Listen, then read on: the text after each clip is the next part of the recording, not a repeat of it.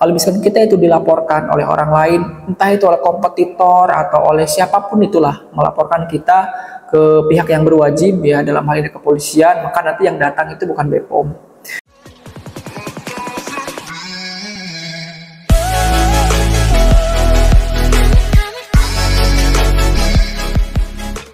Sekarang saya ingin menceritakan sesuatu yang ini agak horor sih ya, agak horor serius. Ketika saya memang masih aktif terjun di dunia obat tradisional dan juga kosmetik ya, sebagai CEO atau sebagai direktur utama. Memang ini cerita bukan ya apa yang saya alami, bukan ini cerita orang ya, cerita rekan-rekan saya bahwa memang di dalam dunia obat herbal atau obat tradisional dan kosmetik itu memang ada kala kita itu mendapatkan apes gitu ya. Ya, apes.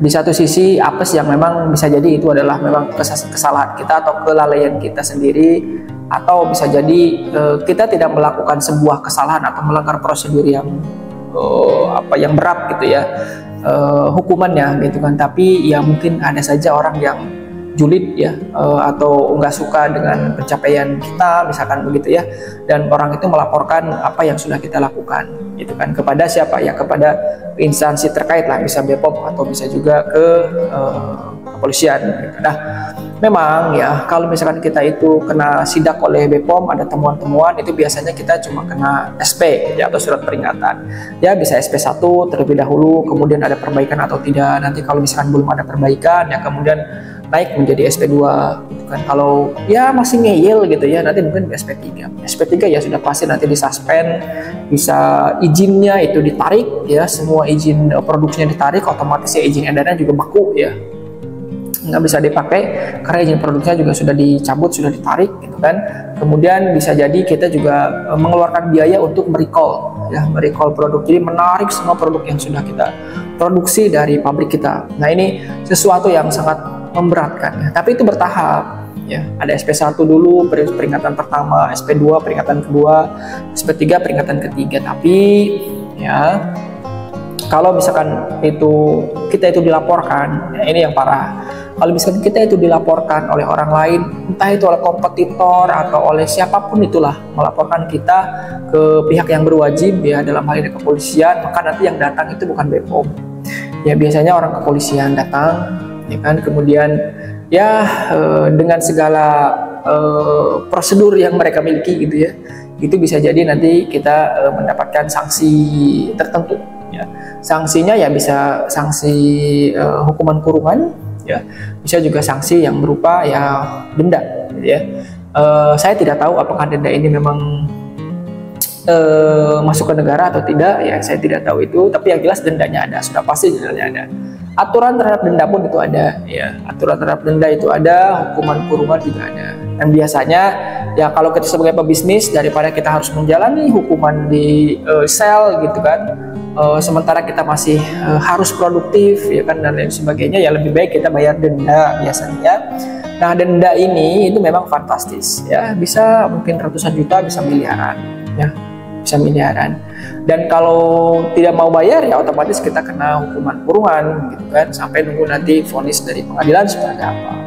Nah ini yang paling berat, kasus yang paling berat ya, kalau misalkan kita menjalani profesi sebagai bisnismen ya di industri yang kalau saya di industri herbal dan juga kosmetik gitu ya, yang paling berat ini adalah top of punishment ya, hukuman yang paling berat yang diberikan oleh pemerintah ya seperti ini gitu kan. Meskipun ya terkadang kita tidak sengaja melanggar ya, atau misalkan ya kita nggak tahu bahwa itu melanggar ya, atau memang sengaja melanggar, saya juga nggak tahu, tapi hukumannya ya itu tetap ada. Tidak semua memang kena ya, tidak semua memang kena, tapi terkadang ada kalanya kita ada istilahnya, bukan ya karena semuanya kan sebetulnya sudah takdir ya, tapi ya kadang kita bilangnya ya lagi apes aja sih sebetulnya ya kan.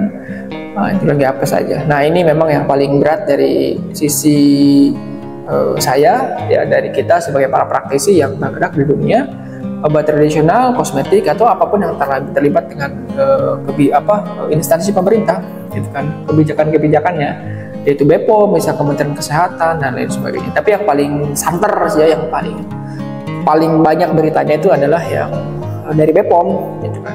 bisa BPOM dengan kepolisian bareng-bareng gerbek pabrik ya bisa gitu kan. Bisa kayak gitu. Dan itu wah, nama kita udah berat banget gitu kan, udah jelek banget juga gitu kan. Mau bikin usaha juga mungkin ya perlu waktu juga untuk memulihkan mental gitu kan. Itu bukan sesuatu yang mudah loh. Misalkan tiba-tiba Anda dipanggil oleh kepolisian ya kan.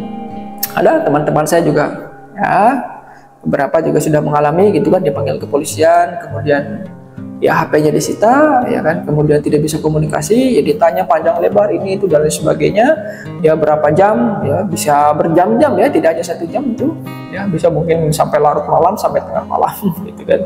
Kalau misalkan kita tidak bisa membuktikan kebenaran yang kita miliki, ya otomatis ya tadi itu punishment-nya, bayar denda atau ya hukuman kurungan.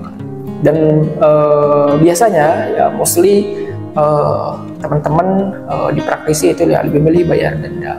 Ya, artinya ya keuntungan kita yang mungkin nggak seberapa ketika kita menjual produk ya harus habis untuk bayar denda tersebut. Ini yang harus dikurangi dulu. Itu saya sampai ya lagi jaya-jayanya perusahaan yang saya pimpin waktu itu saya sampai menyimpan istilahnya di salah satu rekening di uang miliaran rupiah, uang perusahaan ya, bukan uang saya ya.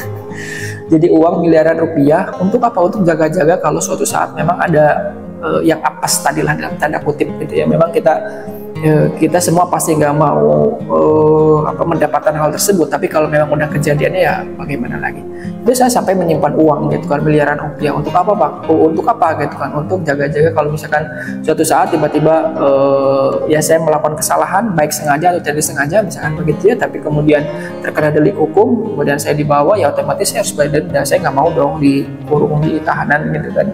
Nah itu saya siapkan. Nah makanya teman-teman ini harus hati-hati banget ya, pesan saya kepada teman-teman yang para brand owner ya, kepada siapapun yang memang menjual produk atau memproduksi sesuatu gitu kan, produk kosmetik, obat herbal, obat dan sebagainya, itu resikonya tetap ada. Jadi tetap harus dimitigasinya, dimitigasi resikonya. Pekerjaan apapun pasti ada risiko ya, dan termasuk ya yang saya jalani sekarang tetap ada risikonya itu. Tapi resiko itu kan harus bisa dimitigasi dengan sebaik mungkin, sehingga kalau misalnya ada kejadian ya kita sudah kuat dari sisi mental dan sudah tahu bagaimana cara-caranya. Oke, itu sedikit sharing dari saya yang mudah-mudahan bisa bermanfaat ya. Jangan lupa untuk subscribe video saya.